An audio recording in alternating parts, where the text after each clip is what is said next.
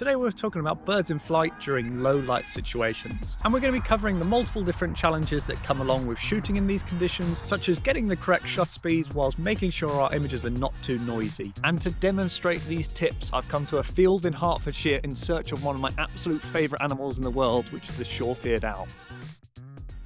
I'm not 100% sure, but just on this tree, and they're facing away at the moment, but it could be a short-eared owl, could be a buzzard. It's just that big brown back. It's kind of too sort of slender to think it's a short-eared owl, I'll be honest. But let's go and have a look. So it turns out it was just a kestrel, but I want to take this opportunity to talk through this photograph. Now, as you saw during the video, I always like to use a high frame rate when I'm shooting.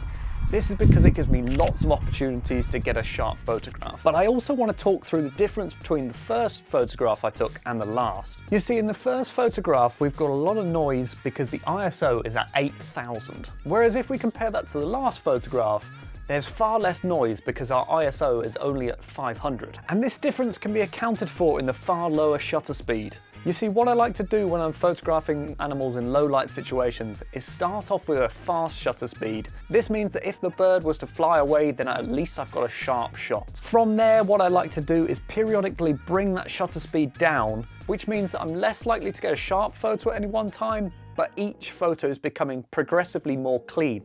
And this is how I ended up using a shutter speed of 1/200 for this shot. But we can also increase the likelihood of getting a sharp shot at a low shutter speed by increasing our stability. What I'm going to do is I'm going to use my leg now as a support to try and use a slower shutter speed than I usually would, because it's obviously quite dark at the moment. So you'll see in doing this, I'm able to bring my shutter speed way down. There's loads of other things you could potentially use as support as well. You could rest yourself on any of these bushes. It's just taken off. Probably was quite a little bit noisy, those images, because I had to react to it. I just cranked my shutter speed up as fast as I could. I think I end up at 1/2000th, which is going to come out at about ISO 8000.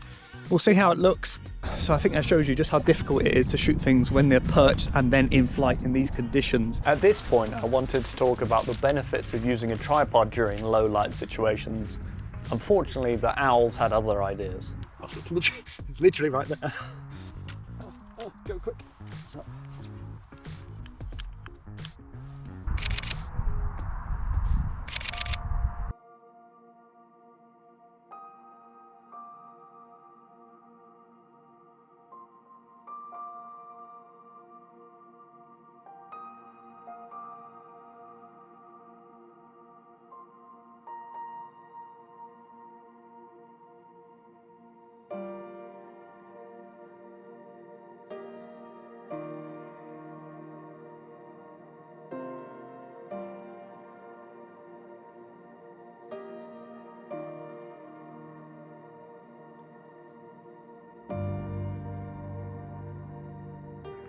So I hope you've enjoyed that just as much as I did. And if you've learned a lot, consider hitting that subscribe and the like button down below, and I'll catch you in the next one.